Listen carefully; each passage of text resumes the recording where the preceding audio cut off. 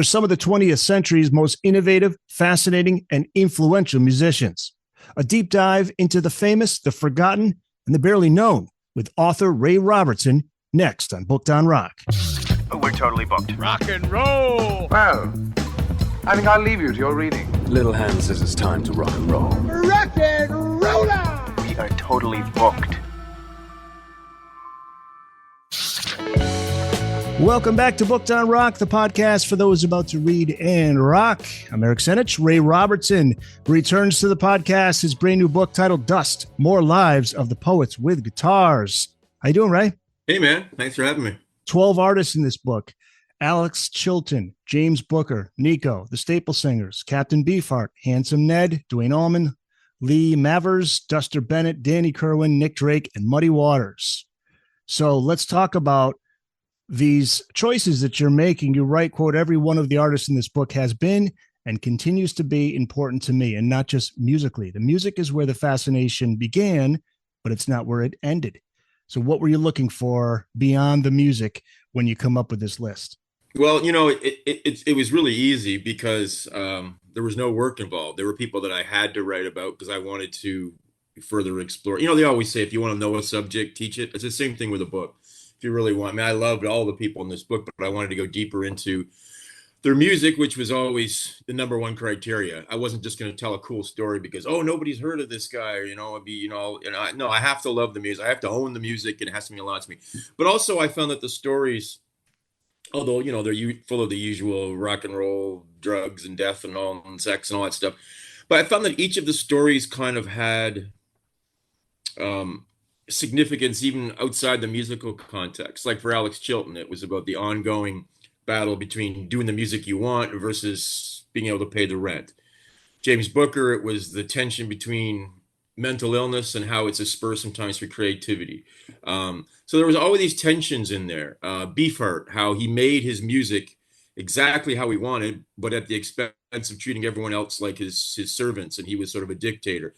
So I just found that each of them, when I read something, ideally you want to be able to say, okay, I read an essay about Beefheart, but hopefully it's more than just, a Wikipedia deal where you're getting facts. You're sort of talking about the music, what works, what doesn't, what's interesting, what isn't, but also what the story means, sort of not transcending music, but about life. I mean, these are individuals, they're human beings. I'm not writing biographies, but the biographical, when it's important to the music, it's very important. So I bring it up. So that was the criteria. I had to be fascinated with the music and with the lives, and to continue to find the lives in the music sustaining. Really, they're a big part of my life. Alex Chilton, you say there's cool, and then there's cool. There's cool. Before I ask about the price he had to pay for being cool, talk a little bit more about what drew you to his story. Well, it's a good question because it's like a lot of the people in the book. What drew me to him was his unsparing iconoclasm. He just sort of did what he wanted to do. So Big Star, which is the big band that everyone talks about, they're making music very Anglo, very kind of inventing power pop, helping invent power pop. Really the anti-zeitgeist. Everything's heavy metal, getting to be heavy metal, singer-songwriters.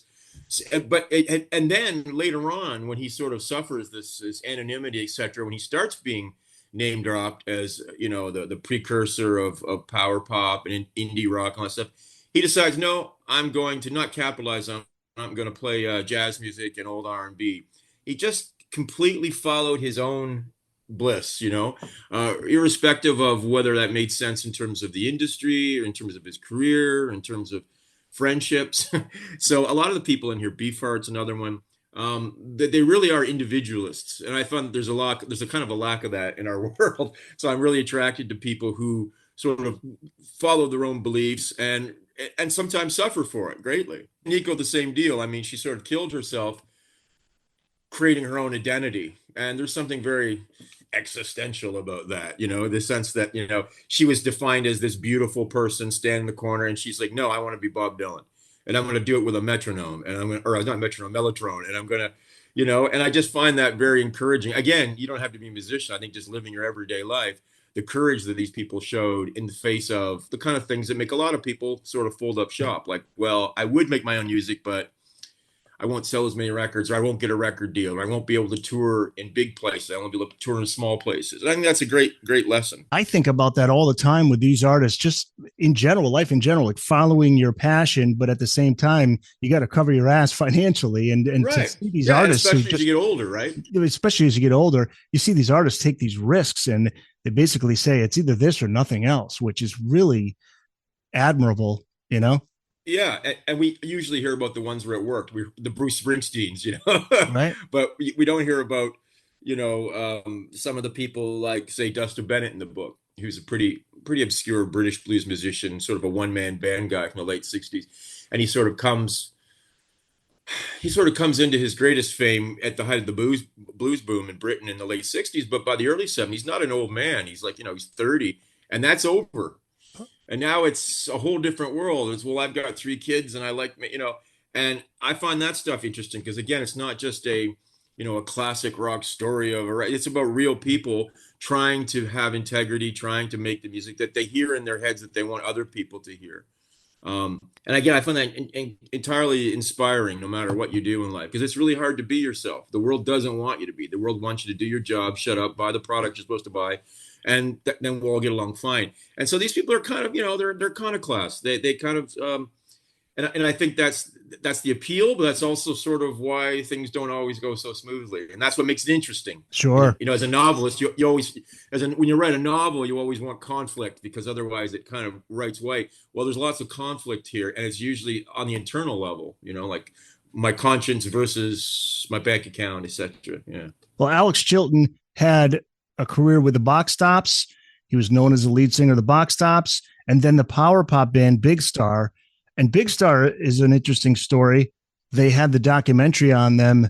Great documentary. Yeah, that put them into the spotlight a little bit more. But man, you talk about a band that deserved to be much more popular than they were. You call their song September Girls one of the greatest pop songs ever written post 1970. So why were they not as big as they really should have been? I hear what you're saying, but after writing, this is, I guess, that's why you write, because that's kind of what I thought. After writing the essay, they shouldn't have been popular because their music was too good and too out of time. Like they just. Well, I was going to say, are they too ahead of their time? Was that the deal? They are, and they're too ahead of their time. How do you know that? Because they seem so much behind their time, past their time at the time. Because people were saying, you're playing music that's influenced by who? The Beatles,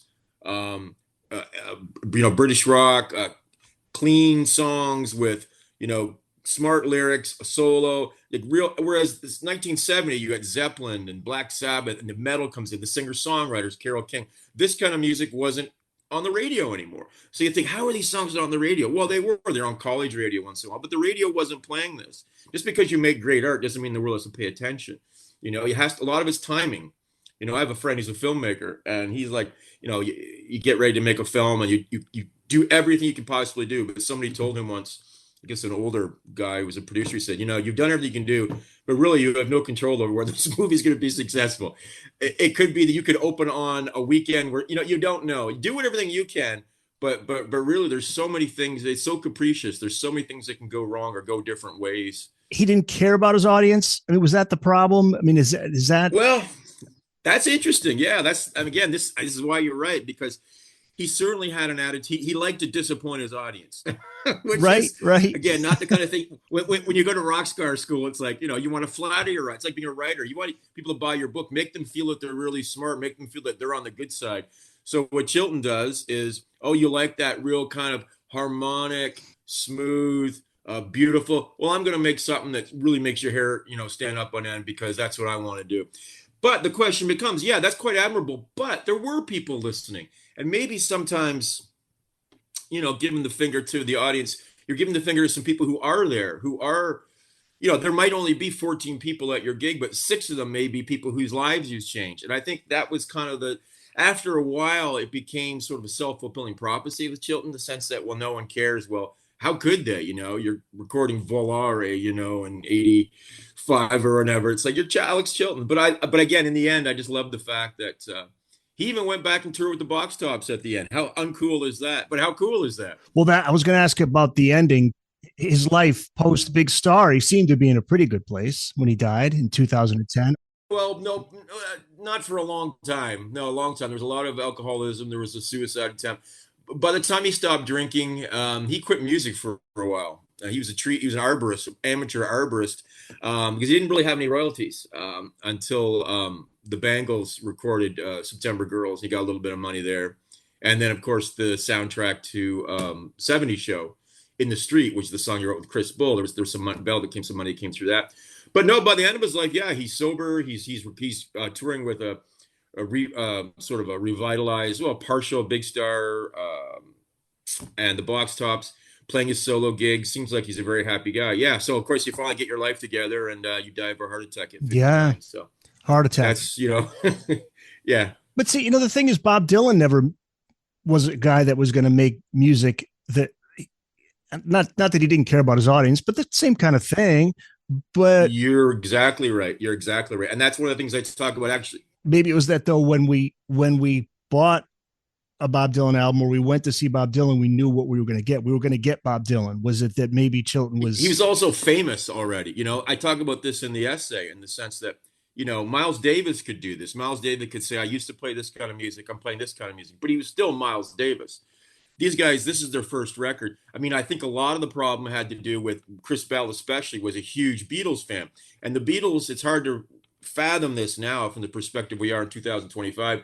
They not only were the most popular band in the world, they were the most innovative. Every album was like, let's see what music sounds like now. Those two usually don't go together. You usually don't get, you get it with Shakespeare or The Sopranos or like popular art that's truly lasting. And I think for Bell, for a degree for Chilton, but he's a little more cynical, he's a little more world weary and weary. I think Bell thought, well, if the Beatles can do it, well, that's the template. We'll be really successful, and we'll also be making the art we want to make. And that doesn't happen a whole lot. It doesn't happen a lot, and it's really rare when it does. All right, Captain Beefheart. He's on maybe my favorite Frank Zappa song, Willie the Pimp. Willie the Pimp. The Beefheart thing in here with Zappa, there is that kind of, again, tension there. Beefheart always bit the hand that fed him. Every time. I didn't realize that. Yeah, you said he saved the blues by weirding things up. Yeah. Well, because the blues are the best. I mean, but the blues get boring, So what Beefheart was, he wanted, again, there's that tension again. He wanted like the real stuff, like Sun House and like the real deep Delta blues. But he also loved free jazz. You love Ornette Coleman and Coltrane. So he thought, and he was really, I love the expression. He was really wary of what he called the mama heartbeat. The doom, do, do. Which we all kind of do that. That's they manipulate it for baseball. But he said, you're getting manipulated. We got to do, change it up somehow, which doesn't always work. But when it works, it feels so refreshing and revitalizing. Again, a real hero of mine because it doesn't always work. But the idea of, I love this music. How can I make it blues that applies to me and the people that I know, as opposed to going out there and say, my baby left me, leave that to Sun House, what's the new blues sound like? Well, it's these weird Dada-esque surrealistic lyrics.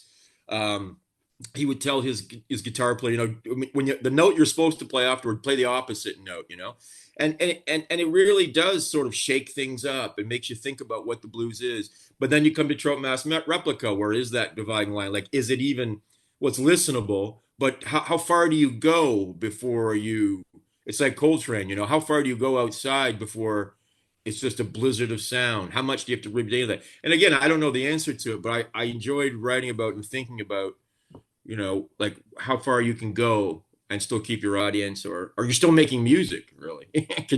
What we call music, Why was he so difficult? Because he was a dictator, he everything had to be done his way. Everything had to be about him, which is one way to lead a band. Miles Davis is the opposite. We when we think about jazz rock, we think of In a Silent Way and Bitches Brew and all that stuff, Jack Johnson. But in 65 or so, Miles was sort of in this period where he's still playing the old stuff. It was the younger guys in his band, like Tony Williams, the drummer, and Herbie Hancock and Wayne Shorter, who say, let's loosen this up. And Miles would be open to that. Where Beefheart, he claimed probably facetiously, but he taught the band every song, every lick, every a guy who doesn't play any instrument except for harmonica. He drums. He would tell the drum, well, play it like this kind of deal. So that's the way he had to work, which is a great way. He got to forge his identity and his sense of Beefheartness on us. There's nothing else like it.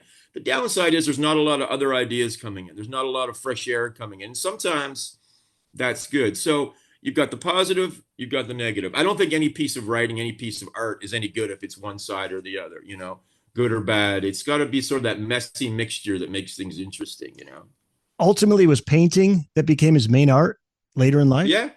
Yeah. Well, he started to actually get some of that quote unquote mainstream success that everybody wants, breaking through. He was on Letterman a couple times. The last few albums are not really to my taste. They're a little more new wave Beefheart. But that was the point where it was getting he was starting to get that kind of mainstream thing. And he went home to the desert. Now he was suffering perhaps from the beginning of the MS that eventually claimed his life. But for many years, he went back to the desert and painted, which was his first love.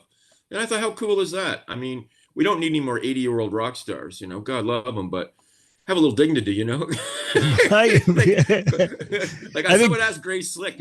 I was just about to mention her. Yeah. Yeah. She's the only example of one who says I'm retiring and really meant it. Like I'm retiring. Well, someone asked her and they're like, well, like, wouldn't you like to, she said, she looked at the guy. She's like, she said, well, wouldn't we look a little silly? And I thought, how cool is that? How cool. Wouldn't we look a little silly, No, but it's not, it's a certain, I mean, you can play the blues to your 80, you can play country, but when you're talking about rock and roll, you're talking about energy, sex, anger, aggression, not real becoming for 80-year-olds, or it's just completely nostalgia. So I love the fact that Beefheart sort of said, this is all I can do. This is as far as I can go. Well, I'm not going to, curl up in a corner. I'm going to do something else. He was big into, they had called it ecology back then, but the environment and painting, and I think that's so cool. I think that's so cool, and again, brave to sort of have this identity your whole life, and then whether how much you identify with it or not, it's your identity, and say no, I'm not that anymore. That takes a lot of inner strength, to say I'm not that now, I'm this now. Ray Robertson is the author of Dust: More Lives of the Poets with Guitars. Duane Allman. That's what's interesting about this book. There are artists in this book that people will say, I've never heard of this person, or I maybe heard of him here. But then you got some of these bigger names like Duane Allman. Yeah. Look, I mean, Duane Allman's legendary, just 24 when he died, but he made such an impact. And you say Duane and the Allman Brothers Band were more than what they were labeled as, which was a Southern rock band. That's not what they were. Yeah, I know. Blues, I told jazz. This is about 6-7 years ago. It's in Toronto. I was coming home in the streetcar and I ran into somebody and he goes, hey man, what do you listen to these days? And I was listening to a lot of Duane and the Allman Brothers. He says, oh, that's really interesting. Southern rock, Skinner. And I said, no, let's just not have that conversation. Yeah. Actually, it was Garcia, but it was Duane, a little bit of Richard Thompson that sort of allowed me to sort of gingerly move into jazz a little bit, because listening to those solos and those long songs that the Allmans played, where like a jazz band, they would introduce the head and then Duane would exhaust it, then Dickie would exhaust it, and the drummer would exhaust it. And you're like, oh, okay. The jazz always seemed kind of scary.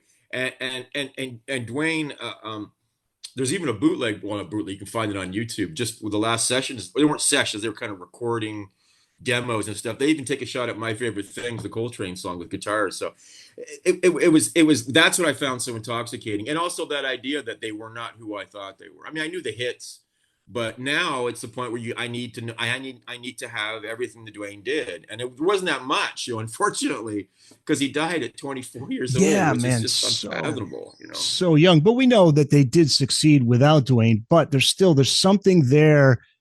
Yeah. When Duane is part of that band, which I want to ask you that, what you think is what is that element that he brought? Because he's at the Fillmore East shows. It's like they're at a near telepathic level of musical communication. Yeah, that's some scary stuff. He's a genius. The Allman Brothers. I own Brothers and Sisters. It's a good album. Chuck Leavell's a great piano player. But there's nothing I own after that. It's a good band. Dickie Betts, a good song. I mean, it's a really good band. But with Duane, you're talking about a Coltrane, a Garcia, a Miles Davis, like somebody who is in touch with things that you and I aren't, no matter how, like he's touching the garment a little bit. Like he's got some kind of connection to something. Well, he's like Michael Jordan elevating the level of all the players around him kind of thing. Oh yeah, exactly. And I one of the favorite performances I mentioned in the book was a version of Greg's song "Dreams" on September, I think it's 19th. He died October 28th or something, so just about 5 or 6 weeks before he died at SUNY Stony Brook, and it's a version of "Dreams" that is. I play that for anybody who's like, okay, you know, I'm kind of interested. I play if that doesn't do it for them, because it's truly jazz, or I don't know what you'd call it. He's definitely talking with the gods. He's definitely in, and then you know, he's really it isn't rock and roll, it isn't jazz. It's like this guy's having a communication. It's religious. Right. I think it's religious, you know. I have a few live albums post Duane. I have the first gig they played in Macon, Georgia, where they were post Duane. And you know, they're playing their hearts out, and Dickie's great. He's playing his ass off. It's before Chuck joined the band, and there's this aching place there's an aching hole. You know, it's like, where's that thing? Even though Dickie starts playing slide and stuff, and you just can't replace that. It's like I don't know who said it. I think Bill Kritzman, the drummer of the Dead, said, you know, the Dead without Jerry Garcia is like the John Coltrane Quartet without John Coltrane. It's great musicians, wonderful, and they are. McCoy Tyner, you know, Tony Well, they're great, but there's that thing missing. The vision, I guess. If you want to use something nebulous like genius, I think it's the vision. He had a vision. Like just before he died too, you know, they start moving beyond the straight blues. They start using Dickie songs like Blue Sky. And then they learned Jessica. He could have gone in so many different directions because as a session guy, he had that's how he made his money. He didn't make any money while he was alive. The Fillmore hit, but you don't get royalty payments for 6 months. And so he was still playing sessions at the end for, you know, $150. And he played dobro in a lot of productions. He just all sorts of acoustic instruments. There were so many different colors that weren't explored, the places he didn't go, that makes it all the more like, geez, you know, like so many different sounds that he was just constantly curious too, which is always a sign of an emotional genius. You know, they're really hungry. You know, someone asked Miles Davis what you know about the old days. You know, what was Charlie Parker like? Expecting him to Charlie. He said Charlie Parker was a hog. He had to eat everything, fuck everything, play everything, drink everything. That's what geniuses do. Yeah, they're not polite people. You know, it's like la la la la. And Duane was like that. I love the story of Duane Allman sleeping outside of the studio when he was a younger session musician, just waiting for the door to open. Where was that at Sun? Was that it? No, that's at Fame Studios. Okay. And Fame Studios, yeah. And there's a lesson to young musicians. Don't wait for your break. Go and say, can I play your record? No. Can I put up my tent? Sure. Okay. Right. After a while, Phil Hall just felt guilty, like the poor kid sleeping out there. And then of course when he plays with that slide. Yeah. Hello. Yeah. All right. So Danny Kirwan is maybe the most interesting musician to make this book. He is kind of lost. Well, that's so good to hear you say that. That's so cool to hear you say that because he's very unknown. This is a guy you can make a movie out of. It's a tragic story, but it's a fascinating story. And it's one of those, man, if he just maybe got some help and things could have turned out differently. Different times, you know? Yeah. He was with Fleetwood Mac from 68 to 72. Bare Trees from 72 is one of my favorite Mac tunes. Oh, really? Yeah. Oh, that's so cool. Yeah, you're right. Cool. For a former member of a world famous rock and roll band, Danny Kirwan is remarkably little known, both in terms of the biographical details of his life and the wonderful music he created. He is not a legend. He is a mystery. The mystery part of his life is regarding his post Fleetwood Mac years, right? That's when things get. And I actually said the same thing that what you just said. I said, you know, he deserves a biographer or a documentary. I tried to interest a couple people and they're like, oh, but I say, look, man, he was in Fleetwood Mac. It wouldn't be, you know, he's not like he's unknown, but it's that period of Fleetwood Mac that no one, you talk about the Peter Green years and then the Lindsey Buckingham, Stevie Nicks years. There's this period in between. And for me, some of the music that Danny made and the fact that he joined the band when he was 18 years and 3 months old, not even of legal drinking age. And 4 months later, they have a number one song with Albatross with his song on the flip side. I mean, it's just too much, too quick. He's living with his mother in a basement apartment in Brixton. The next thing is he's traveling the world with this rock band, and he never really was a big drinker. He turns to drinking as a way for stress, and then Green leaves the band and he's pushed out front, you know.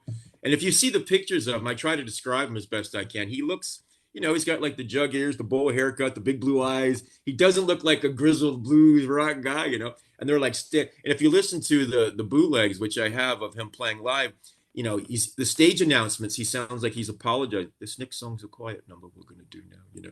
It's like he's not that guy. He also wasn't a jammer. He liked to create little perfect little songs. So again, antithetical to the time.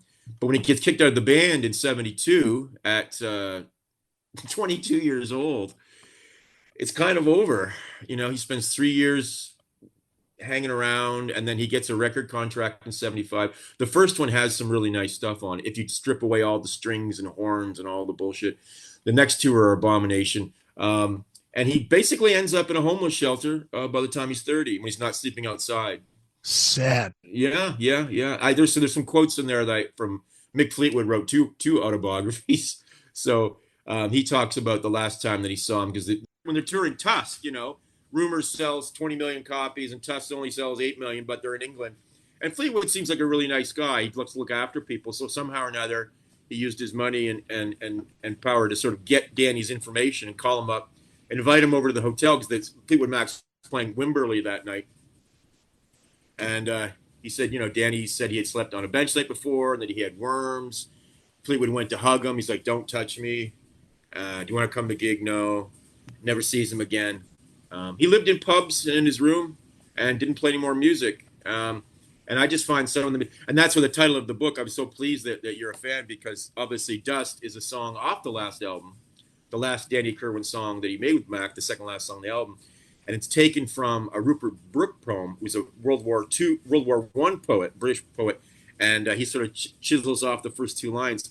And it's one of the most hauntingly beautiful evocations of the ephemerality of life and fatality.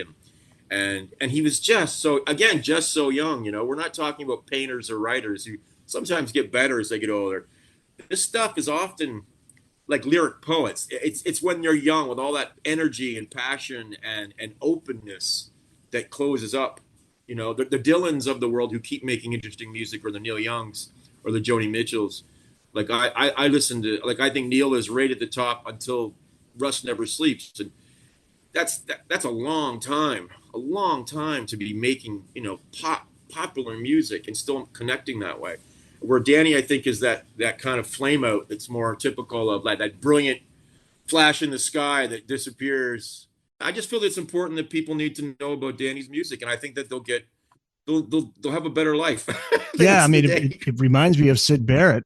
What happened on the night that they did fire Danny Kirwan? That was in August of 72. We finally got to, because he bailed right before a show. He bailed before a show. Apparently, he not only was he drinking a lot, he didn't his nerves were really bad, so he didn't eat. So that compounds the drinking. He's really, really, really, really, really thin, really nervous, not sleeping, not eating, drinking. And apparently, by the end, it wasn't one incident.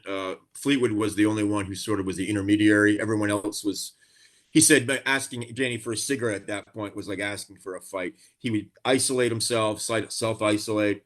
And apparently Bob Welsh, who was in the band by then, he had problems with Bob Welsh. And he, the night before the gig, the night of the gig, they were backstage getting ready to go on, and he smashed up his famous Les Paul and smashed his head against the wall and said, "I'm not going on stage." And you can do a lot of things to your bandmates, but you can't bail on them. You can't not play. And so they limped out there and finished the gig, but they're missing their lead guitar player. They're missing the guy who sings a lot of their songs. And the saddest thing that I found was that when Fleetwood told them that night at the hotel, he said that Danny didn't really know that there was a problem. Like, "Oh, really? I've been a ham." I thought, that's not going to bode well for the rest of his life. Like, you don't think there's a problem, No, that was just another day for him. Yeah, it's like, yeah, well, yeah. Wow. And you're 22 years old. I mean, me at 21, I couldn't slap my ass with both hands at 22. It's like you're already now a has-been. I mean, that must just do your nut in entirely. The first album, Second Chapter, has some things. I write in the book about how someone released a compilation in 2000 that sort of strips away some of the extraneous instrumentation. That there's some beautiful songs in there, but you can already see he's sort of regressing back to the kind of music that the interesting thing about Danny is, and that generation of rockers is their record collection isn't just filled with rock music. He grew up on his mother's record collection, so a lot of like jazz, music hall music, top 10, top 30 music in 1920, all these sorts of antiquarian musical forms. So it really enriches his style. If you just listen to rock, your sound's going to be, fairly limited that way. And what's interesting about him is that later on, when he does those solo albums, they almost return to this sort of Antebellian kind of.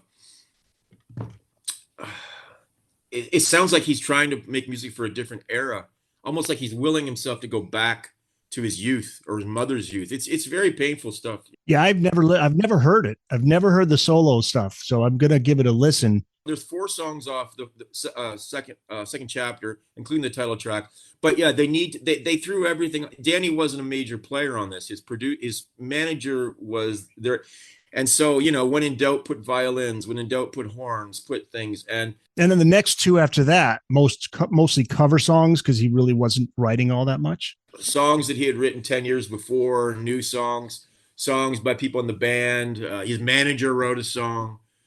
Someone probably said, hey, he was in Fleetwood Mac. He's good. He used to be good looking anyway. He's a good looking young man. Sure, we're not going to throw a huge amount of money at him or anything. But the irony is that his first solo album after 2 years out of Mac is in 1975, the year that the first Mac album comes out. The first one with Stevie Nicks and the one just before Rumors, and it sells, only 3 million or something. And then Rumors, and the last couple they're hard to listen to. He's clearly not he's not powering this. Someone else is sort of, building a record around him so they can get a check. Hey guys, we'll get back to the show, but first I want to tell you about an exclusive deal for Booked on Rock listeners. Get 15% off any purchase at oldglory.com. Over 300,000 officially licensed items covering music, sports, entertainment, and pop culture. Merchandise featuring legendary music artists like Bob Marley, The Beatles, Grateful Dead, Pink Floyd, Led Zeppelin, and many, many more. Go to oldglory.com. Make sure to use the promo code BookedOnRock. Also find a link in this episode's show notes, or just go to bookedonrock.com and click on My Deals. Well, Nick Drake, here's another fascinating story. You write, quote, he is the John Keats of contemporary popular music. Brilliant, ignored, and dead at 26, virtually unknown and underappreciated. His songs are more famous now than when he was alive. Yeah, and he wrote about this a bit, a song called Fruit Tree, song called Time of No Reply. But the thing about Nick was, the standard line is, oh, a misunderstood genius, the world is cruel. Writing the story and writing the essay, you realize Nick had a little bit to do with this. He wouldn't show up for things like this. He'd be like, I'd rather smoke dope and sleep in all day. Right. He wouldn't do the promotion thing. He wouldn't get out there and do interviews. He wouldn't tour. Because he didn't find it pleasant. I mean, not everybody finds their job pleasant. Sometimes you got to get out. And Ramones didn't find it pleasant to go to some town with the other 3 maniacs in the band in a friggin' van and then show up and there's 14 people there. But you do it, you make one devotee that night and you just go to the next place. Well, I don't want to say privileged, but, Nick was a rich kid and he didn't want to have to do things that weren't difficult. And it does nothing to do with the music. The music is, just brilliant. Pink Moon is one of those albums that you just have to have if you're going to have a contemporary, and the fact that he did it when he was so depressed, I have all the admiration in the world. But again, that kind of tension between, what made his songs so great, and they're so insular. It's like you listen to them, you think, oh, only Nick and I know this. I've never told anyone this. And you really got that poetic thing. But on the other hand, and what a voice too. Yeah, and that insularity and that isolation, though, means that he didn't participate in the worldly stuff you have to do if you want people to hear your stuff. So, but you're right. Ultimately, he is famous. If you're going to be hip, you got to know who Nick Drake is. So there's something to be justified in that. But you just wish the guy had had a happier life. But then if he did, we're not listening to Pink Moon or those last 5 songs that he recorded after that, which are even more harrowing. Sure. Including Black Dog, the one about depression. That's like, it's like if Robert Johnson had gone to Cambridge, like this is what it would sound like. This is as blue as it gets, but without any of the the blues in it. His ending was somewhat Howard Hughes like. Is it safe to Yeah. say he died in November of 74 of an overdose? Absolutely. He said his mother said at one point that Prescription pills for depression he overdosed on. yeah, and maybe by mistake, maybe just casualness. But his mother said that he said to her at once that I don't like it here at home, but I can't live anywhere else. So he was unable to take care of himself anymore. Yet he was who living with their parents at 25 years old is always is happy. You're supposed to be an adult. His friends were out in the world having relationships and children and jobs and careers and musicians. And here he is not just living at home, but living in his old bedroom, like the bedroom that he had as a child. I mean, there's got to do your head in a little bit. Sure.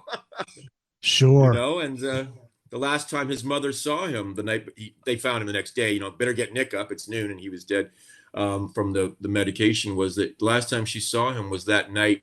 She heard him get up. She always got up if he got up, and he gotten up because he couldn't sleep. And she said, "All right." And he said, "Yeah, I'm just having some cornflakes to help me sleep." And so that's the last time she saw him, But here he is, more famous than he ever was. So that's the beauty of art too.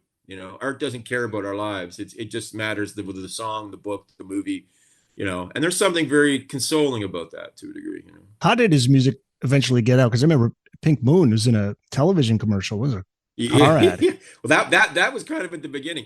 So he dies in 74. In 78, there's sort of a box set, which was kind of relatively rare back then, that had his 3 albums and a few sort of outtakes. And because after Pink Moon, he did go back in the studio and record 5 more songs. Now, his health was such that he couldn't play and sing at the same time. He recorded the guitar and then overdubbed his voice. But it's some of the most chilling stuff. Like I say, Black Dog, and some other stuff. And then 78, there was that. And then, word of mouth starts to get, the hipsters start talking about it. But really, I think it was that VW ad that used Pink Moon, which is, and which is so ironic, It's a song about impending annihilation and infinity. And it's like, buy a VW. But it's a pretty song, it's got a great lick to it. Somebody, whoever owned the rights to his music, they were making the decisions that he should have made when he was alive. Like, put the music really out there. That's really interesting. Right? I mean, don't know. That's really interesting because I don't know, because I know now his sister, who is a pretty well-known British stage actor and television actor. His parents are dead. Her parents are dead. She's in charge of it now, and she's meticulous and scrupulous about allying his names. Now, a box set has just come out a couple of months ago on the first record, and she made sure there's nothing included on there that would embarrass him. So I'm thinking that she wasn't the one who made the call about the VW ad or whatever it was. But why be a snob? And maybe it got some people into the music, and so yeah, that's good. Muddy Waters, he makes the book. Where's rock and roll if not for Muddy Waters? Talk about his importance. That's why I ended it. Yeah, and like you said, that there are some people in the book that aren't very well known, but that one, obviously, everybody knows Muddy Waters. I wanted to end it with somebody who had the same kind of values, very independent. When he comes to Chicago, it's not to play electric blues. There wasn't such a thing really in his world. It was acoustic blues, and then you go play, and no one could hear you because everyone's dancing and drinking. So he changes his style, but he does it in his own way. The reason I wanted Muddy last too is because the book's called Dust because the Danny Kirwan song, but it's also called Dust because this music is over to a great degree. The kids aren't playing it anymore. And Muddy Waters is somebody who was like, Muddy Waters to me was the blues. And then when he dies, even before he dies, really, that kind of music is over. And I felt that way, but I also feel like at the end of the book, I also say, okay, it's over, but, prove me wrong. Put some Muddy Waters on and turn it up. Because it's not dead if we talk about it, or if we listen to it, or if we read about it. So, yeah, the big world doesn't care. The big world cares about Taylor Swift. But if enough people like us talk about this music and listen to it, it's kind of like a religious cult. It sort of keeps it going that way. And Muddy's essay is really about how the form is over, but maybe you recreated a new form. It goes on. The blues doesn't end. Good music doesn't end. It just eclipses, like Big Star. They just eclipsed and then came back. Well, but I think that's why it's important, the job that you do and your fellow authors, to just keep these names out there and remind people of these artists. And as the generations of fans keep coming up, introduce them to this music. Now, he lived long enough to where he did get the credit that he deserved. He passed in 1983. You also say he recorded what you say is his greatest LP at the age of 63. Hard Again? How often does that happen?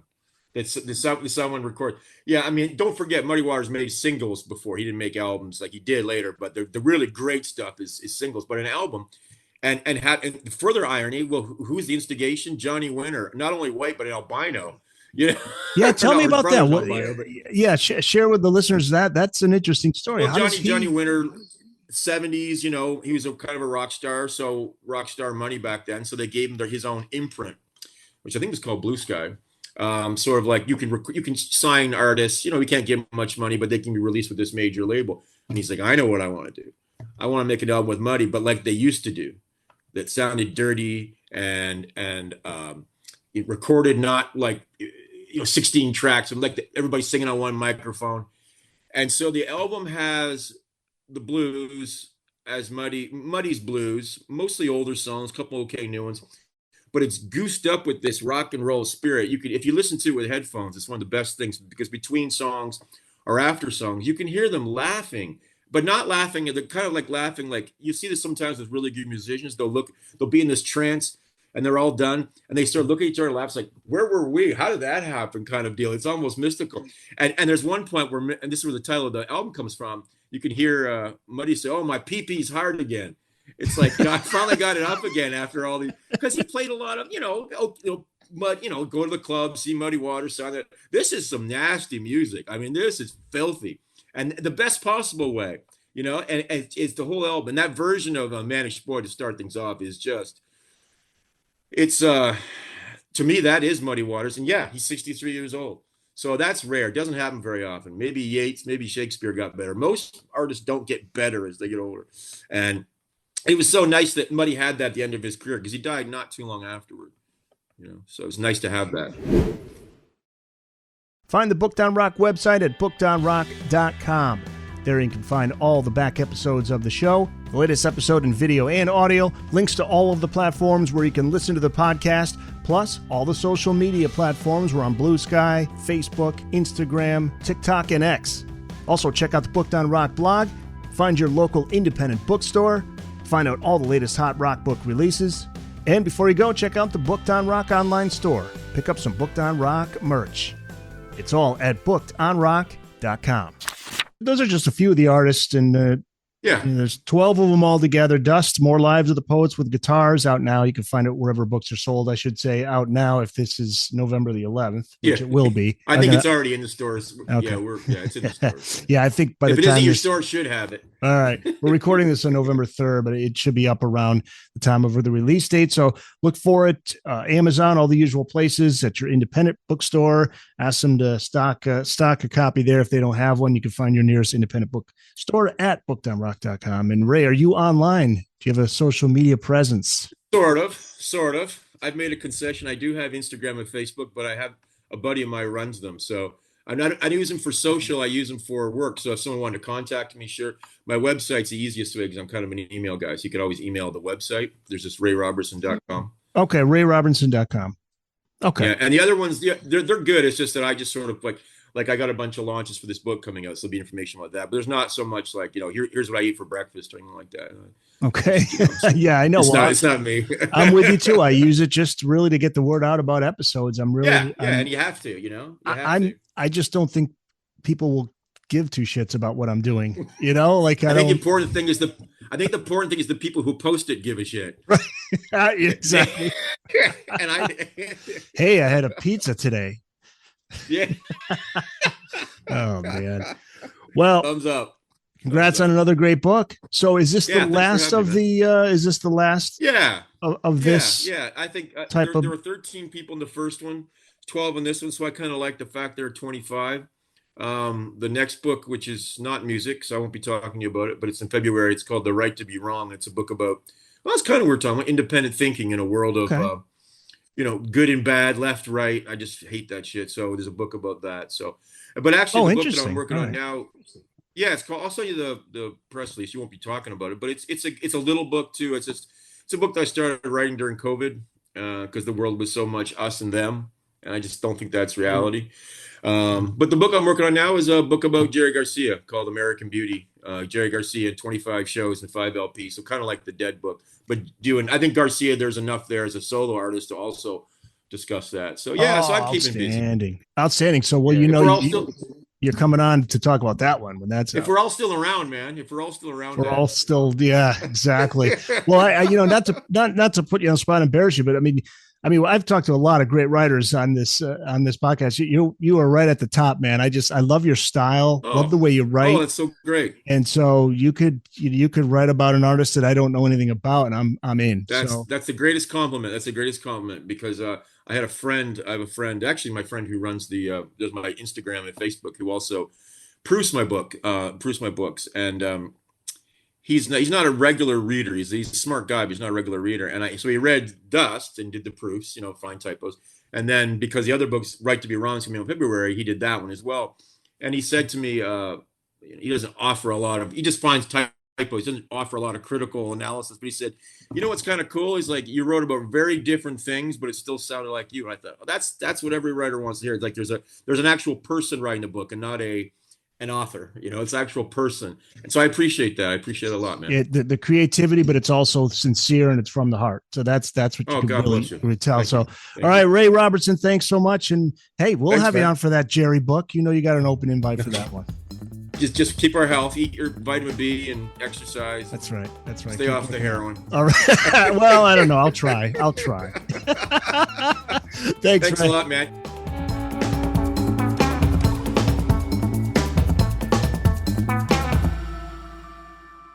That's it. It's in the books.